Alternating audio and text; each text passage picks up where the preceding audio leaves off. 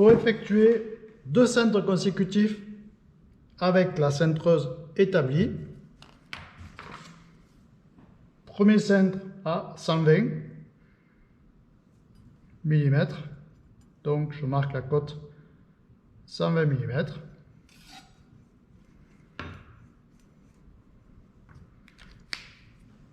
Je vais tracer le rayon de cintrage de la forme de 14. Forme de 14. Rayon de cintrage 60. Toujours à l'intérieur de ma cote à respecter. 60. Et ensuite, ma longueur de cintrage. Donc 60 multiplié par 1,57.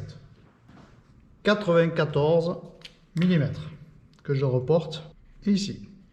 Maintenant que j'ai les mesures, je vais pouvoir faire mon cintre sur la centreuse établie. Voilà, ma centreuse, la forme, la glissière en 14. Et je vais installer mon tube avec les repères. Donc celui-ci, on est toujours d'accord, c'est 0. Celui-ci en face du 90. Donc si je le mets comme ça, par exemple, en face du 0, eh bien on voit bien que la partie qui doit être centrée ne va pas se faire, elle ne va pas coulisser sur la forme ici. Donc là, on se trompe de sens. Donc il faut tourner notre tube pour que le tracé rouge soit en face du 0 et le noir en face du 90. Et celui-ci va arriver sur la forme à l'endroit du 90 degrés.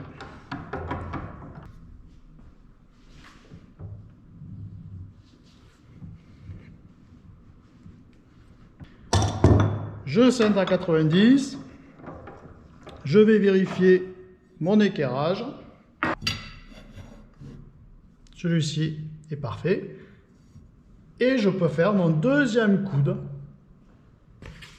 à la cote de 180. Donc là, je continue ma fibre neutre avec l'équerre par exemple. Et je vais prendre la cote de 180. Ensuite, le rayon de cintrage. Donc ça ne bouge pas puisqu'on va continuer à se servir de la centreuse établie. 60 mm.